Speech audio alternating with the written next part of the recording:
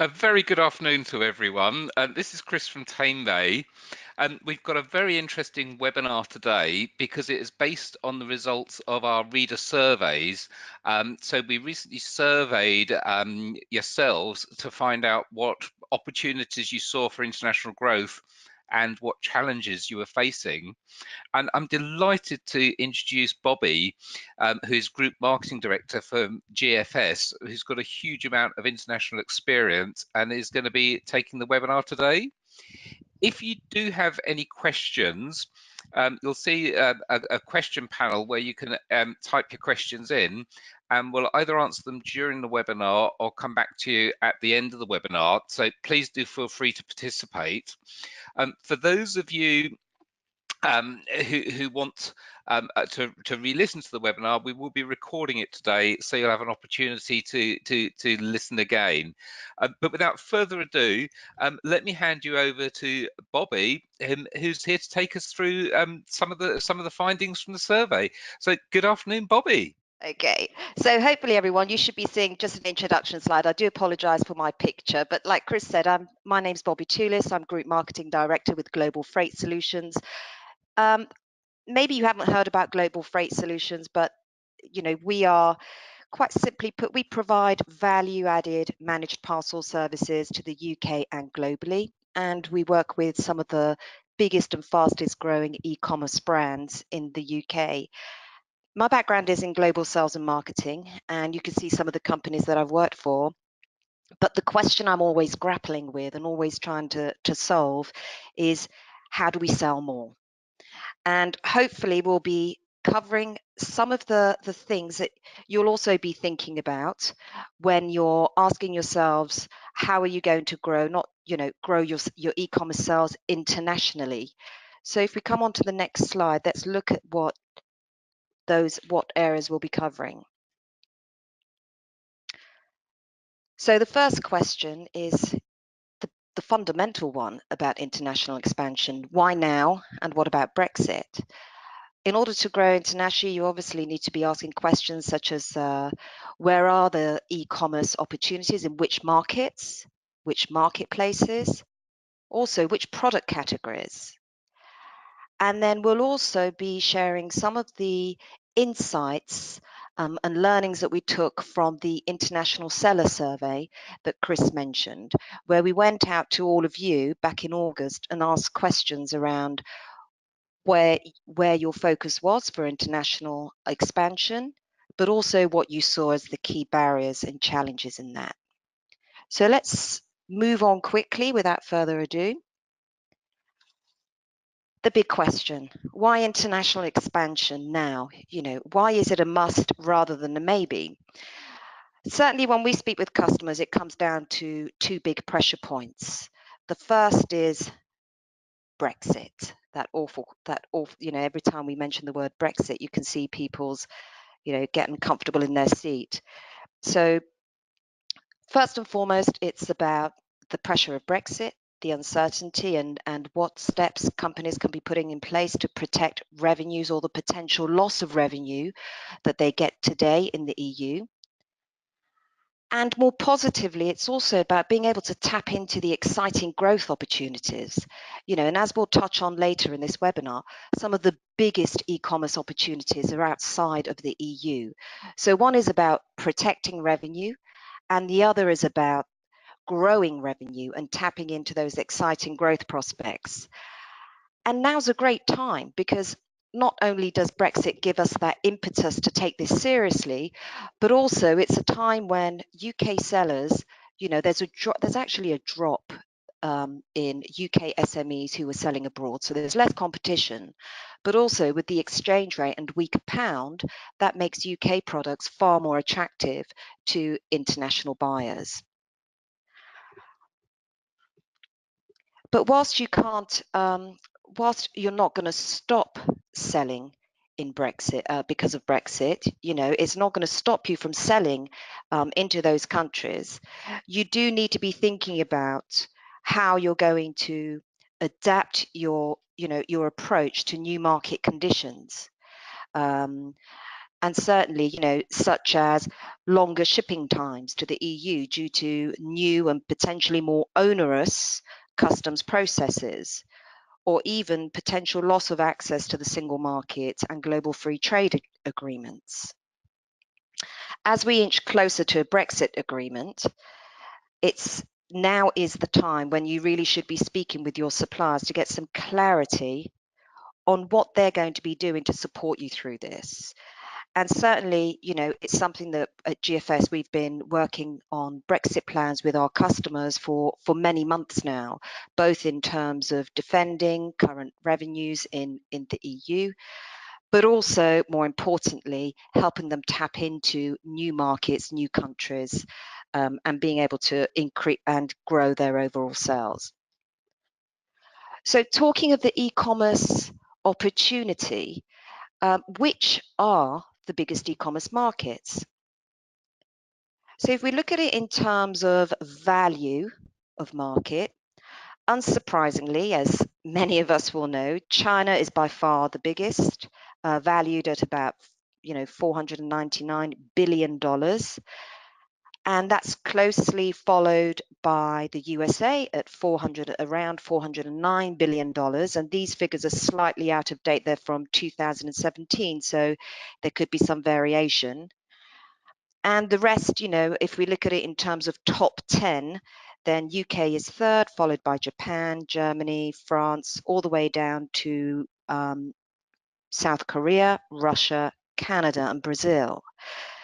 And this is impacted not just in terms of how much people are spending on online purchases, but also in terms of internet penetration. So how many internet users are there? That's going to impact how much e-commerce sales are going on, but also how quickly those markets are growing.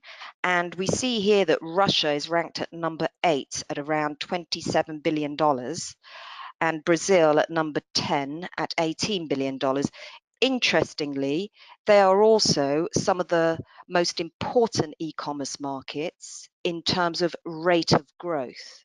So if we now look at the important e-commerce markets by rate of growth, on the next slide, what we see is that Russia is the fastest growing at around 20% year-on-year growth.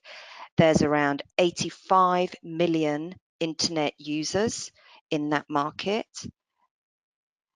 And following Russia is Brazil that we mentioned earlier, growing at about 8%, 140 million internet users, but it also represents the largest e-commerce market in South America. And then we get a bit closer to home with Turkey at 7 billion, growing at 10%, around 10% per year.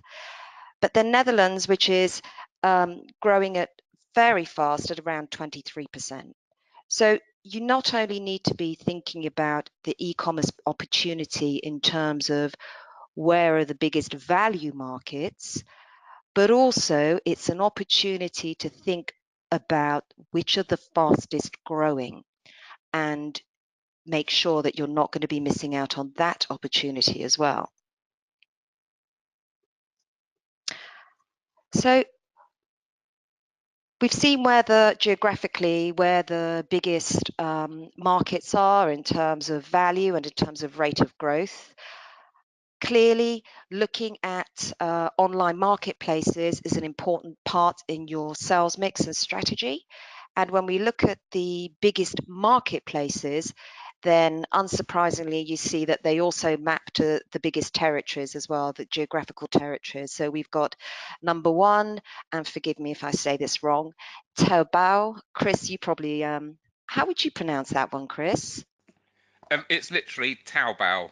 Taobao, thank you very much. So Taobao, Tmall, Amazon, eBay, JD.com, no surprises there, which together, if we look at 2017 figures, account for $1.47 trillion of global spend in online marketplaces.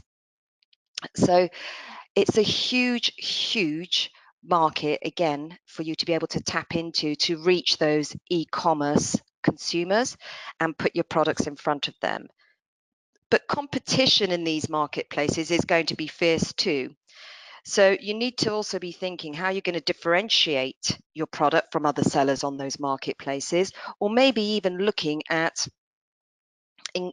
selling in some of the smaller, more emerging marketplaces where the competition is less. You also need to be thinking about your product categories. So which products sell best in each market? Now, this slide shows us the information taken from the latest UK sellers report from eBay. So it's looking at where UK sellers have been selling the most, in which markets, but also in which categories.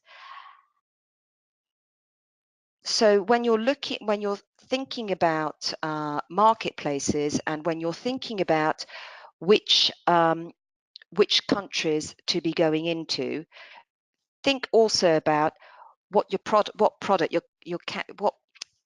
category your product is in, because some products are going to sell faster and better than others in different markets. One thing that's consistent when we look at these figures is that there seems to be a strong and consistent appetite for British clothing, shoes and accessories in most markets, but there are also some marked differences. So in Germany, eBay Germany, they look for UK sellers of vehicle parts and accessories. In France, they also look for vehicle parts and accessories, but they also look for toys, hobbies, and other craft type things. So think about what product category you're in and where there's demand, as it will vary from market to market. So that's just some very high level key stats, key facts and figures, which will hopefully help you stimulate some of your thinking around your game plan for how you're going to be increasing your international sales. Now let's switch over to look at some of the findings and learnings we got from the survey that we did recently. So this is the International Seller Survey, which we conducted with TameBay. So this went out to everybody on TameBay, all the TameBay seller members. So this ranged from e-commerce businesses from 1 million up to 50 million and above in terms of annual turnover. And these were all respondents based in the UK. So the first question we wanted to ask was to really get a sense of the level of ambition, how important international sales was going to be over the next 2 years for the online sellers. And unanimously, 76% responded to say that they expect international revenues to increase over the next 2 years, and almost a fifth of those respondents expect that growth to be quite significant.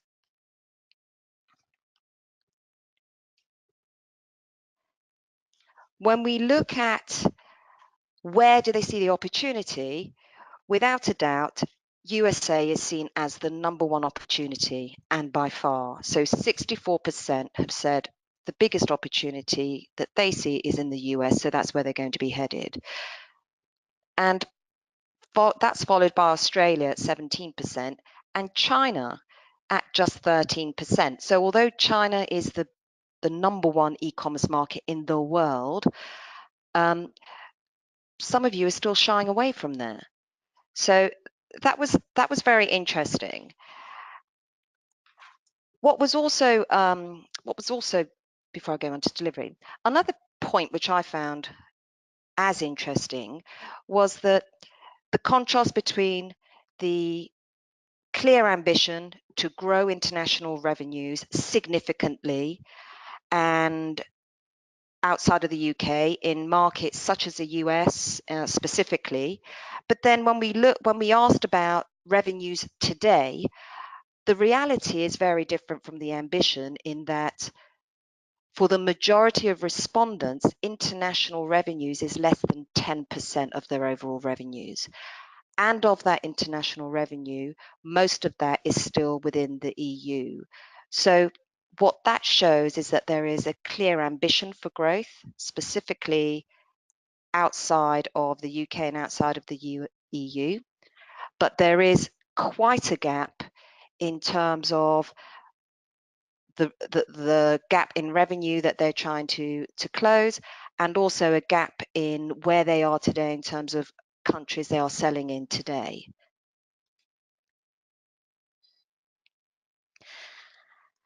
When we asked about what did they see as the biggest barriers or the biggest challenges to growth,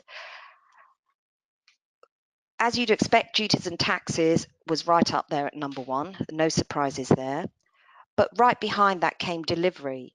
So 36% said duties and taxes was the number one challenge for growth when they thought international growth. But delivery is right up there as a second as perceived as the second biggest barrier to international growth after duties and taxes. So when we probed a bit further to understand exactly what is it about delivery that is difficult for these businesses, for e-commerce businesses, what we found was that it really rested around the complexity around the cost of carriage, but also the lack of expertise around which carriers to use for which markets.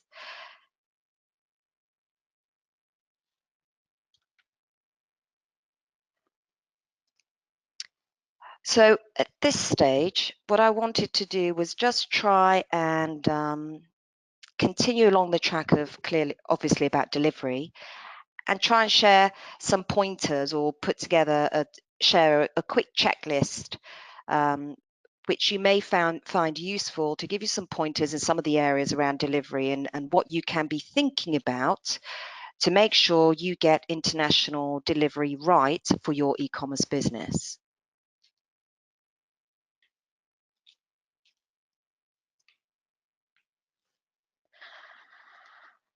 What we're looking at here is really a menu of the types of services and options that are out there for you to be thinking about when you're to get your parcel from you to your customer anywhere in the world. And this can be really overwhelming because there really is a world of options in terms of thinking about what mode is it road, is it sea, is it air, what speed, fast, express, next day, slow, what cost. These are all really key questions that you should be asking, and in some cases, look to your product and your customer. And just to give you an example of what I mean, we work with some, high-end luxury fashion brands, and given the cost of what they're selling, the value of their product, and the quality of their brand, that one of the most important delivery modes for them is Air Express. So the customer gets the experience which they expect when they receive their parcel. We've actually had a question come in, Bobby. Actually, Mm-hmm. rather more of a comment than a question, which Yeah. is from Carl Smith. Cost as a percentage of the order value is his biggest challenge.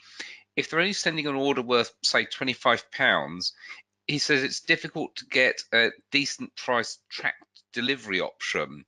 I Mm, wonder if you could talk a little bit while we're talking about the balance of mode, speed, and cost yeah. on what options are there out there for relatively low value items, specifically on tracked deliveries. So there are products out there. There are specific e-commerce services which are designed specifically for e-commerce businesses, such as perhaps cars, which will help them strike the right balance between the cost of delivery, but also the service, the speed. So find the middle point between what is express and what is slow in terms of speed. So it's an acceptable speed at an acceptable cost, and it's also tracked. There are those services available. I can't comment on what our competitors offer, but I can certainly, in fact, later in this presentation, I can talk about our e-commerce delivery option.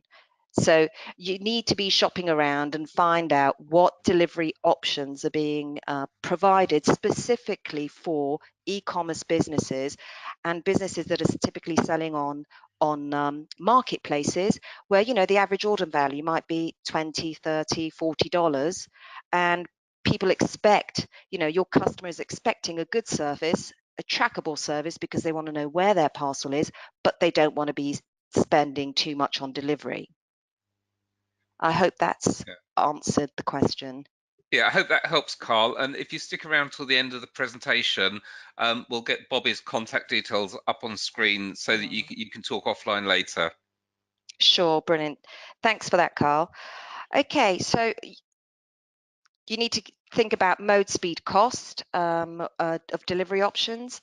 And then the next thing, and perhaps critically, especially now that, you know, everybody says Amazon has raised the bar in terms of, you know, your digital customer expectations. They want everything yesterday. It's not just about speed. Yes, Amazon has raised the bar in terms of what customers expect from delivery, but it's not about just speed, right? It is about choice and being able to offer customers a broad choice of delivery options is absolutely important, because customers want convenience. And what you don't want to do is give them one or two options and think that you're going to second guess what option is going to suit them.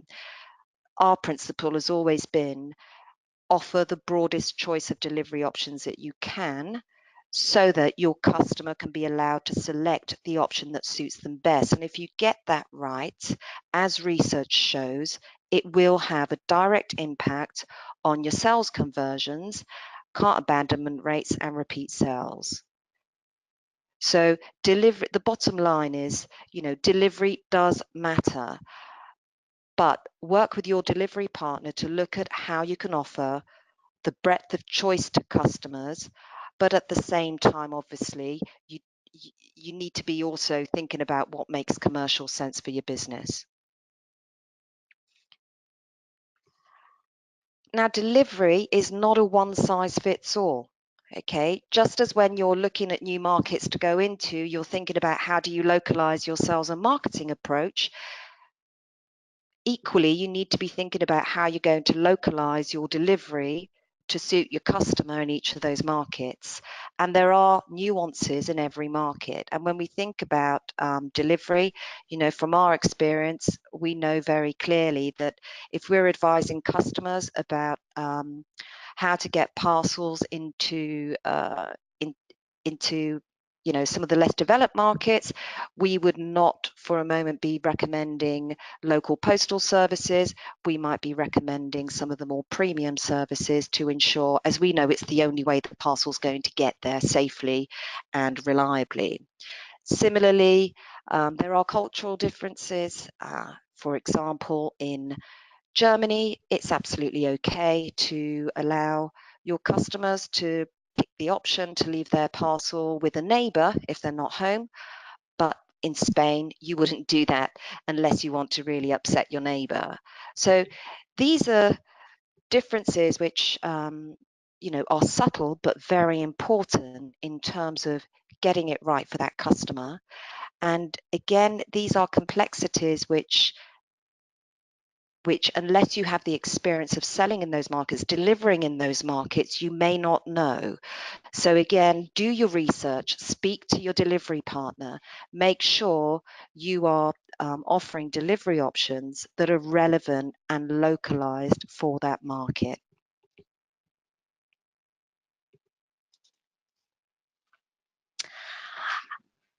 And very importantly, delivery works both ways. Now it's, you know, with returns, consumers, you know, sending as much, you know, especially in fashion, the high level of returns that we see and returns is only going to get higher. It's just as important to be thinking about what you're going to be doing with getting parcels back when customers want to return those parcels. And, we see returns being handled in very different ways, ranging from customers wanting us to return parcels to back to the domestic distribution centre in the UK. In some cases, we get parcels returned to a local distribution centre, which then get redistributed or resold in that market. Or sometimes they don't get returned at all, and they have options in place, or they have local distributors who then resell them through other channels, such as marketplaces. It really does depend on thinking about the value of the product, the cost of returns, and if it makes what makes the most commercial sense. But you must be able to offer a returns option for your customer. We all know that.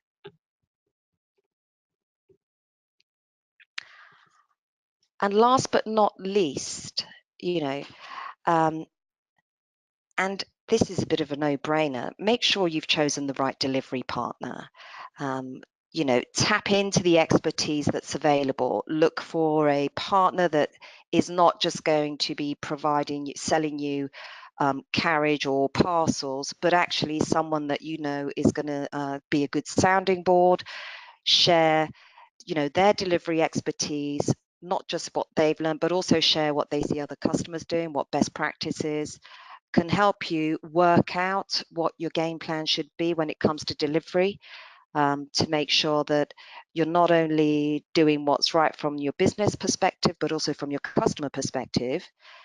And to make sure fundamentally that your delivery approach is an enabler for your international growth and not a barrier. So that's a really important thing. Choose the right delivery partner. Now, we've actually put together an ebook which will give you a more in-depth guide, because the purpose of this webinar was really to give you a taster of some of the key areas for you to be thinking about. But we have got a more in-depth guide. It's a free ebook, How to Grow Global E-commerce Sales with Delivery. And you can download that from our website. So go to gfsdeliver.com, go to the resources and events tab, and you'll be able to download the ebook. Bobby, while you're Yeah. talking about GFS, you've talked quite a lot about the challenges, but you've not really told us what GFS do. For those that don't know, can you just tell us how you can help, or how GFS can help retailers with some of the international delivery challenges? Sure. Well, I don't want to, go into detail about GFS. You can talk to us. You can go on our website. We're here to answer any questions. But as a very high level introduction, GFS Group, we were established 16 years ago. We are a delivery company. It's everything that we know and do and think and breathe. There are three parts to our business. The core of our business is our managed parcel services anywhere in the world. But we also have the technology to support that, and we also have GFS logistics. So, this is part of what makes us different and unique, is that we're not someone that just will sell a parcel to you or help you get your parcel from A to B, and we're not someone that's just going to give you some of the technology but can't provide any of the services. So, whether that's labeling software or software that enables you to track and trace your parcels. We're not just about technology, and we're certainly not just about logistics. We're all of that and more. So companies come to us because they want us to simplify delivery for them, and to take the hassle away from them. And when I say companies, we work from, like I mentioned at the beginning, with some of the biggest retailers. We're the delivery partner for some of the biggest online retailers, but equally we work with some of the fastest growing online brands as well, anywhere from ranging from 100 parcels per night to thousands of parcels per night. Yeah, that's basically the GFS group and what we do. That I've put one slide on with some background on us, but coming on to the next one, we're a parcels business, managed parcel services. It's everything that we do. Our job is to provide pain-free access to a world of carriers and services, but with the value-added expertise, technology, and proactive customer support that comes with it as part of the service. As I mentioned earlier, e-commerce is one of the biggest areas of our business, fastest growing, and we've developed our own international e-commerce delivery solution. So Carl, if you're on the line, then listen out, because this is for you. This is an international tracked packet solution with end-to-end visibility, so it provides information both to you and to your customer on where your parcel is on its journey. It's what we feel is a best-in-class solution for the e-commerce market. It's easy to integrate with your IT systems. We can handle anything from small to large volumes of parcels. It gives you your tracking and visibility. It's cost effective. It's reliable. So it gives you the right balance between cost, reliability, also speed, and opens up all the delivery options so that you can give your customer that Amazon style experience that they've come to expect. So that's a little bit about GFS. Hopefully it's enough to make you want to go and find out a little bit more about us. So please do go to the website or contact me. My details are on this final slide here. So yes, if there's anything we can do to help, then please do reach out. So we've got time for some questions. If you'd like to ask a question, if you look at the panel on the side of your screen, you'll be able to click to ask us about international trade. Got an interesting question here, Bobby. Should you deliver duty paid, or just leave it down to the buyer to pay duty for items worth, he said, about £15? Do you have any options or data on what customers prefer, or I'm guessing what sellers prefer is asked. I'm guessing sellers prefer to leave it down to the customer because it's easier.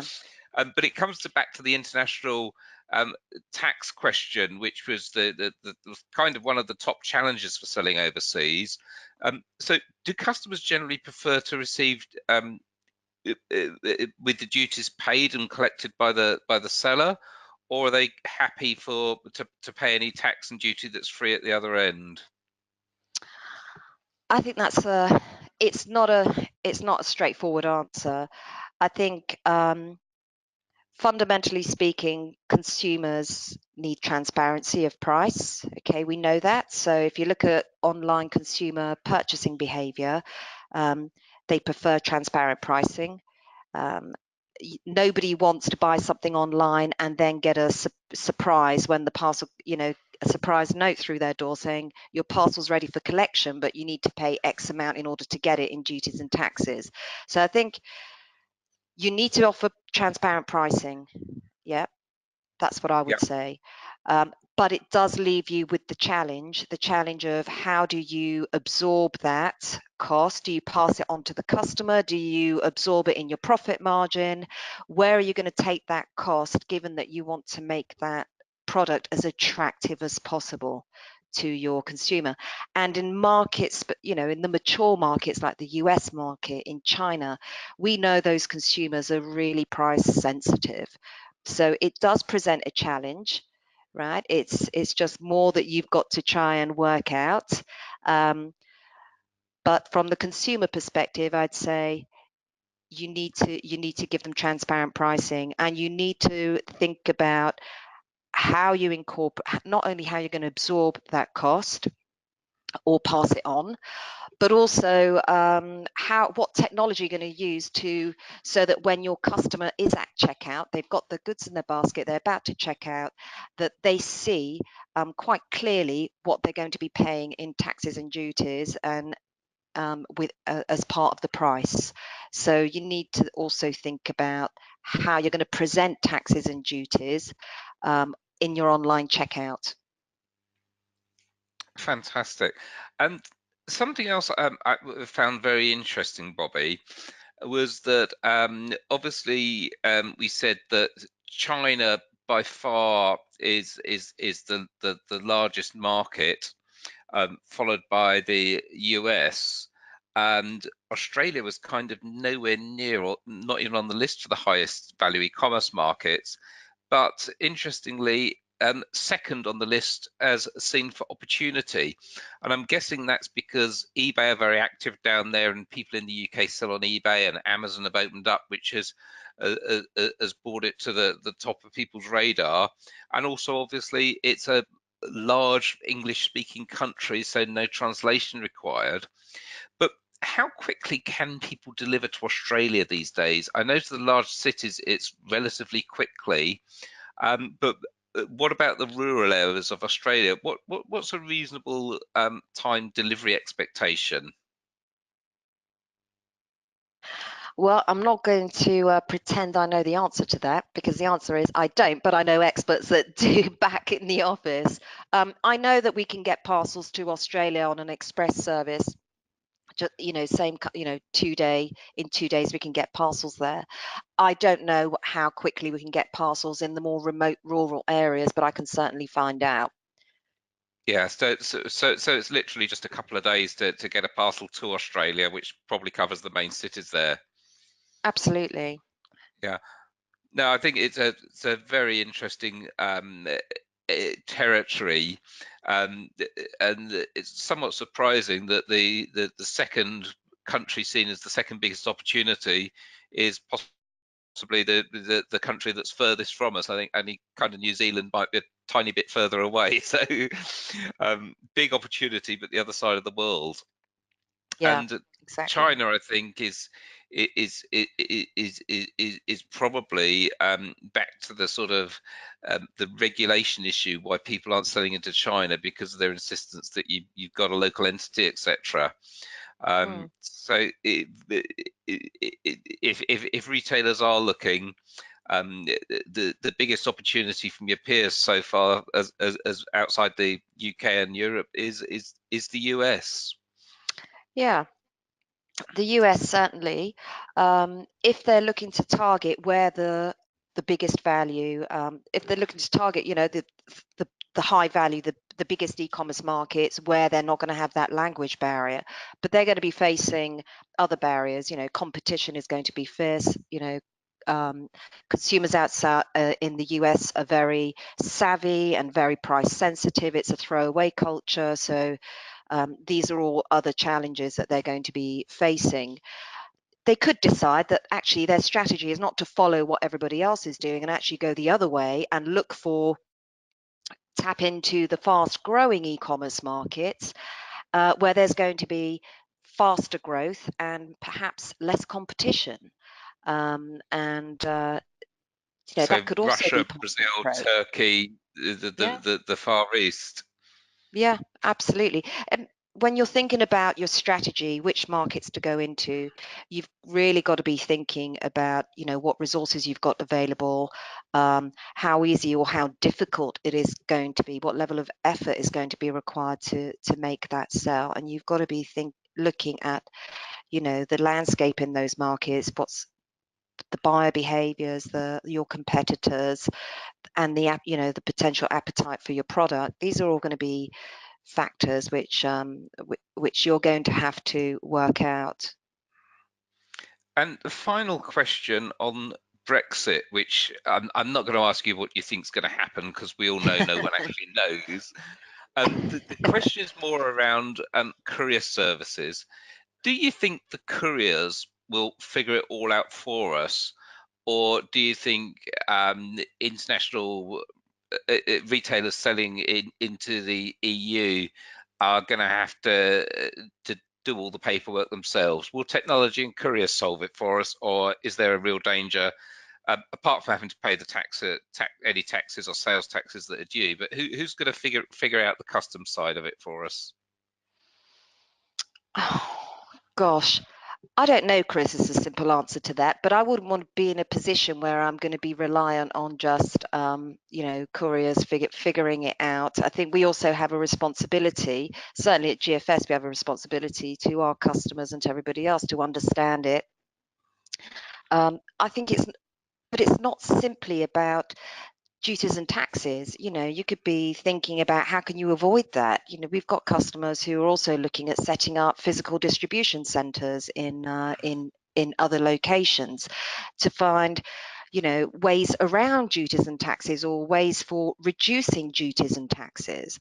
Again, I would say ask your peers, ask your delivery partner, find out what is happening around that, and what are the options, and make an informed decision. So find out as much as you can before it's too late. Bobby, that's all of the questions we've had today. I'd like to really thank you for your time today. It's some very interesting insights.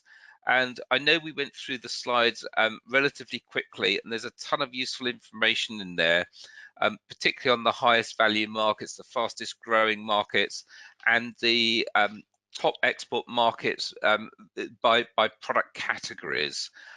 So the slides will be made available, and we'll be making a replay of this webinar available shortly, later this afternoon. It's been recorded. So if you'd like to go back through it in more detail and pause to see each slide, you'll be able to. So Bobby, thank you so much for your time today. Thank you. It's a pleasure. And thanks everyone for joining us. Many thanks. We're going to be ending the webinar now, and as I say, we'll make everything available to you shortly. Thanks for your time.